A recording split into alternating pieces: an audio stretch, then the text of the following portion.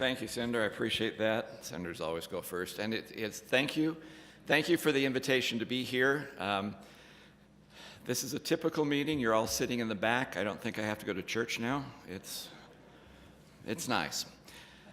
Like, before I came up here today, my staff told me the one thing I needed to be is positive and funny.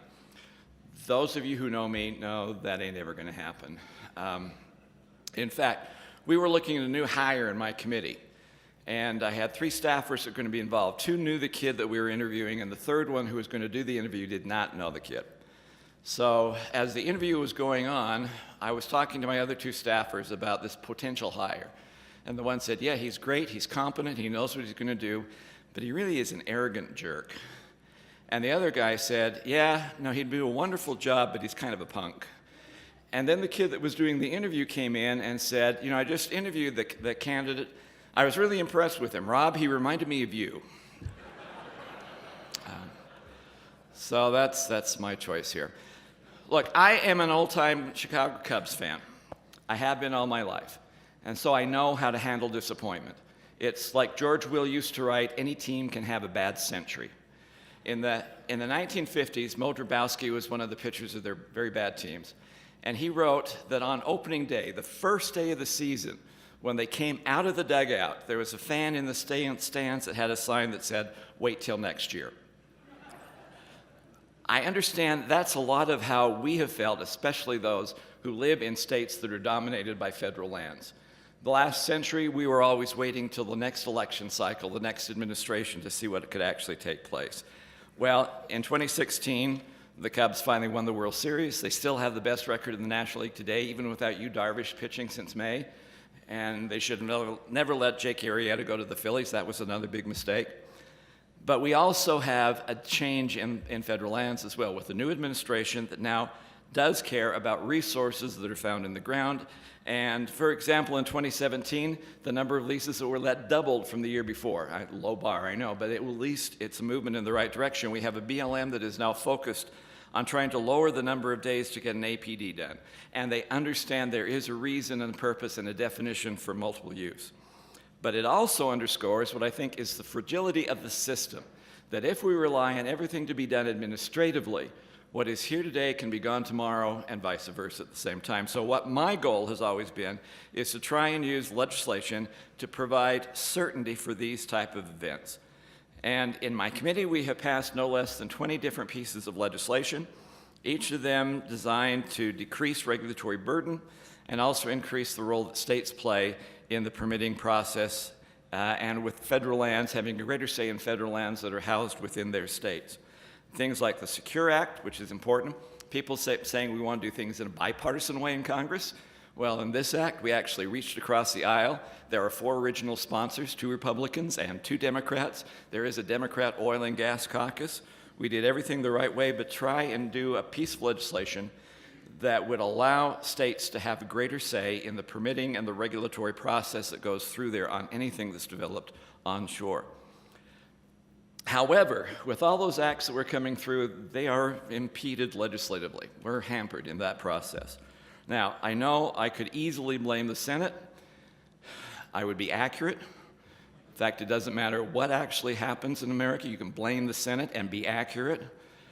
But that would also be too easy.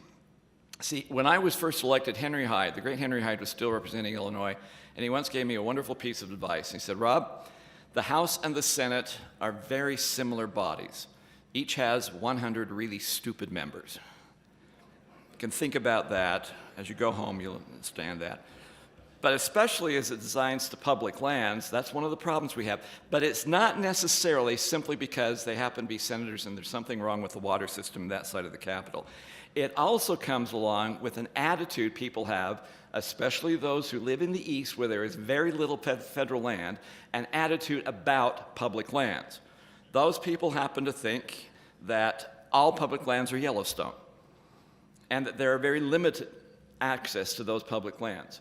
It's a common concept of people, both parties, who actually reside in the East. I'm sorry, you'll find some areas in Utah that have the same concept. I mean, Salt Lake County has as little public land as some of the eastern states do. There's a different concept between those who live in those public lands on a daily basis and those who do not. Also a difference in distance. From the time it takes me to get from Brigham City out here, if I was driving that far in the east, I'd go through 5 or 6 states by now. And some people don't realize that the concept of those happens to be different. Now, I'm not going to say that Easterners are bought and paid by special interest groups, but they are. And one of the purposes of my committee is to try and change the public narrative, the false narrative of how you govern and my colleagues' opinions about federal lands. Something that you all who live out here on a daily basis, you recognize that. They don't necessarily do that. Yesterday in Roosevelt, we had a hearing on the correlation between energy development and public education. We heard from a couple of kids that were out there and teachers. And listening to those students was an exciting opportunity because they were positive about the future they have in this particular area. And hopefully you have that same kind of opportunity because things can change for the better. Those kids were looking to the future. I hope you are as well. I am too. But as a teacher for 28 years and also someone who spent 16 years in the legislature every year trying to write the education budget, I do know the correlation between a thriving energy section and a healthy educational system, and to realize that there is enough land to do it all. From my experiences out here in the basin and working on these issues of public lands, there is enough land out here in the West, enough public land out here in the West to have conservation and recreation and economic development and not impinge on any of those three. They can go hand in hand, they should, and they have to be. And someday my friends in the East are going to get it. Someday, my friends along the West Coast of this country are going to get it. Someday, my friends in Salt Lake will get it as well. Public lands, those people who look for public lands solely as hiking and skiing destinations, sometimes take happiness out of endless delays, mineral leases that are withdrawn. They claim those to be environmental victories, but they also are those things that mean schools can't hire teachers. And they are also those things that means the economy will not thrive. And those support businesses that help with that process will not be able to survive. And good paying jobs will not be there. And our income tax for the state will also fail at the same time. We have to realize that interest groups have consequences for their actions, and decisions we make with the environment, for the energy, has consequences in what our decisions are, and that's what I want to try and do. Let me just do this last bit. Part of that Secure Act I mentioned earlier deals with onshore energy development on federal lands, but it also deals with offshore development in lands that are controlled by the federal government, both of which are under the purview of my committee. It is amazing, as we were talking about it, about development of resources offshore in federal waters, that I received word from some of my friends that they were saying how smart New York and Massachusetts were to pass local legislation to prohibit offshore energy development on federal waters.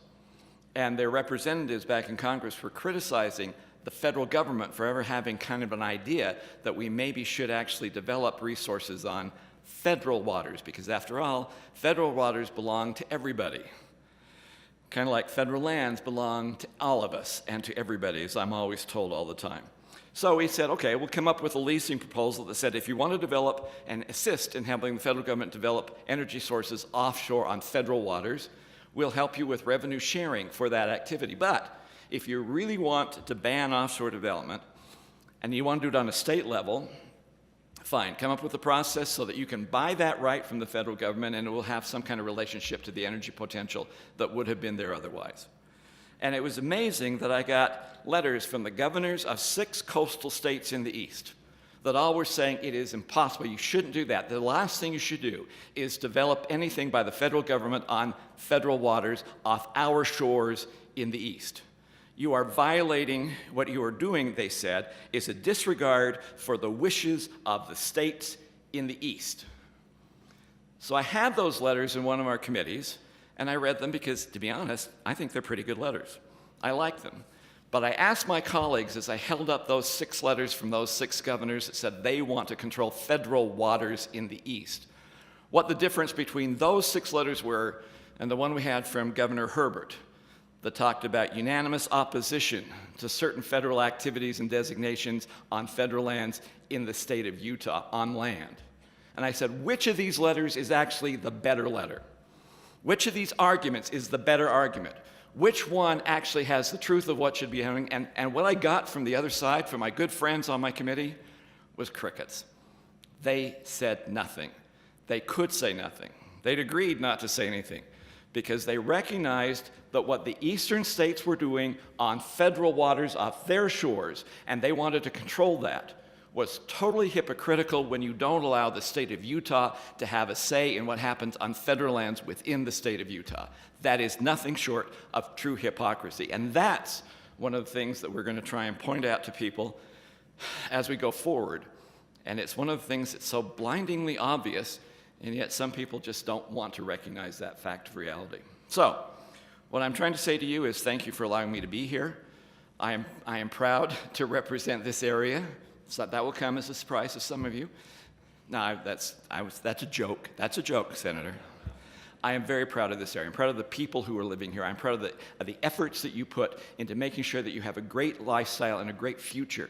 I am proud of those kids I met yesterday because their optimism for the future, I hope, is infectious, and you have that same optimism. There can be a bright future here in the basin. And, as I will remind you, 2016, the Cubs finally won, which means we are going to finally win. It may be difficult, it may take time, but I am confident in the future we can win and we can establish the development of the resources that we have in this area for the betterment of this area. Thank you for being part of the summit. Thank you for inviting me. Thank you for doing just what you're doing.